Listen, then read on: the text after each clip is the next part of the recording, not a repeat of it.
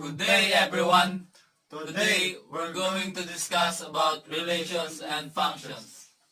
First, we're going to discuss about relation. Ano nga ba ang tinatawag o ibig sabihin ng relations? So, relation is a rule that relates values from a set of values or domain to a second set of values or range. It is also called as a set of ordered pairs. So, ang x and y ay ang set of ordered pairs. Ang x ay tinatawag na input, independent variable, domain, or abscissa. At ang domain naman ang tinatawag na outputs, dependent variable, range, or ordinate.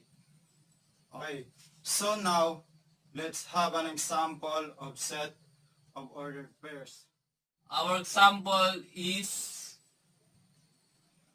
0 and 0, 0 and 1, 0 and 2, and 1 and 2.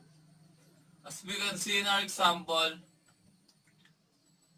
we have 4 numbers which is called domain or represents as the x values. There are the 0, 0, 0, and 1. We can also call this an input. Next, let's find the range in our example. Our range are the numbers 0, 1, 2, and 2. This is our range. It represents the y values, and we can also call this an output. Okay, so ngayon, gumamit tayo ng diagram. And then, we're gonna put first our domain in the left side. Then our range in the right side. Okay, so ilagay natin ang values na nasa x or domain. Ito ay ang 0 and 1. Dalawang number lang ang ilalagay natin dahil hindi na ito kailangan isulat kasi pareho lang naman ang value. And then, the next is yung range naman or which is called y, which are 0, 1, and 2.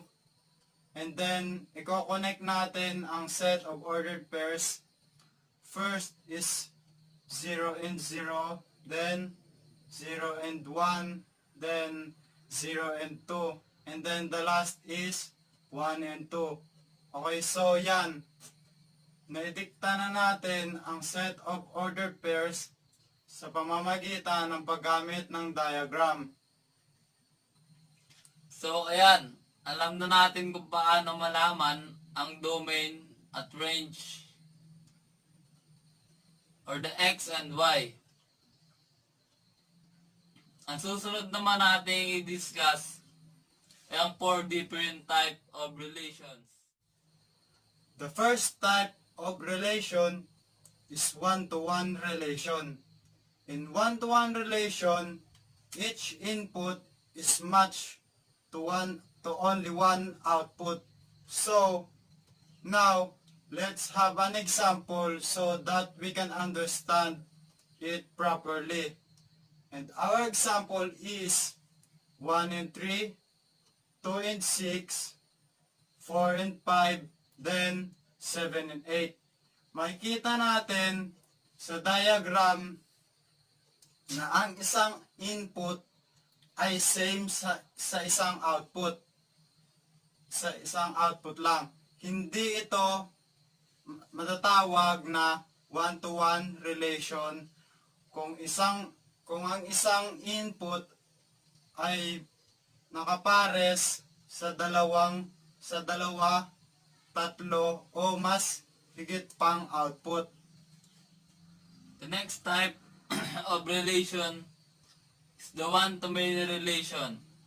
which is one input is matched to many output. Let's have an example. And our example is 1 and 0, 1 and 1, 1 and 2, and 0 and 3. If you can see, the one input which is the 1 is the same sa tatlong output which are the 0, 1, and 3. That is what we call one-to-many relations. Okay, so now let's go to the third type of relation, which is the many-to-one relation.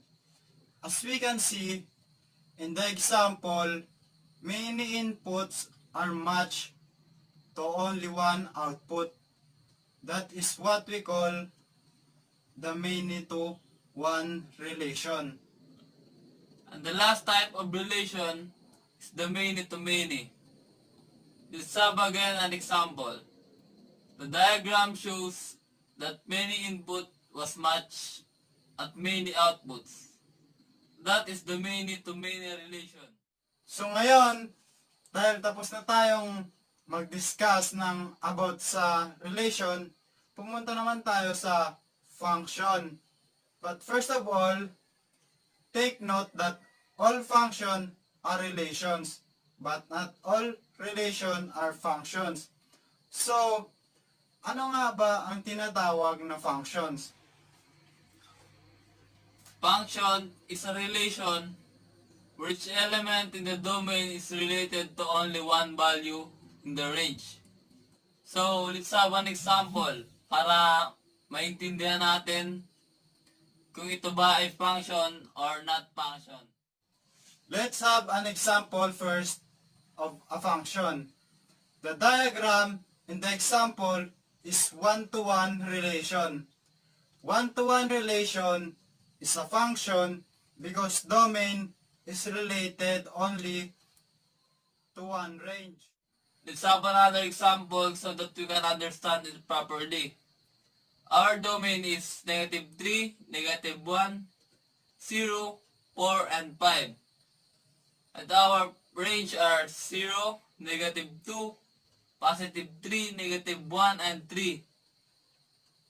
This relation is also a function because the domain is related to only one range. So, ayan, makita na natin na ang domain ay hindi na uulit. Magkakaiba sila ng value. Sa madaling salita, para mas maintindihan nating maigi, hindi dapat na magkaroon ng parehong value sa domain. For example, our domain are 4, 8, -6, 3, and 4. And then, ang ating range ay 6, 3, -8, 4, 1. Ang relation na ito ay not function dahil may value na dumoble sa ating domain. Ito ay ang value na 4. Kaya tandaan natin na dapat na magkakaiba ang values ng domain para matawag ito na function. So, let's have an examples and identify if it function or not function. Our first example is 2 and 4, 3 and 6, -8 and 5, and 7 and 9. Ano sa tingin nyo ang tamang sagot? Tama yung sagot, mga bata. Ito ay functions. Bakit naman kaya ito naging functions? So ngayon, tingnan natin kung bakit ito naging function.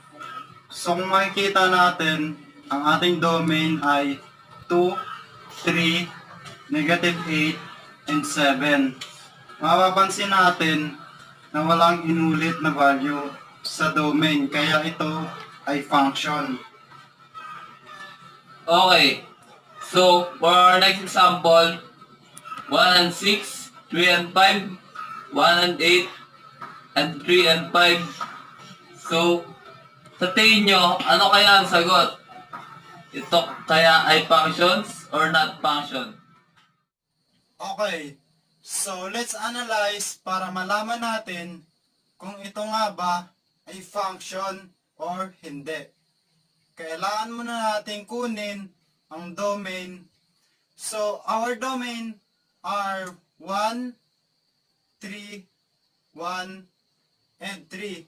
So, mapapansin natin na ang 1 at 3 ay value na kung saan may kapareho ito.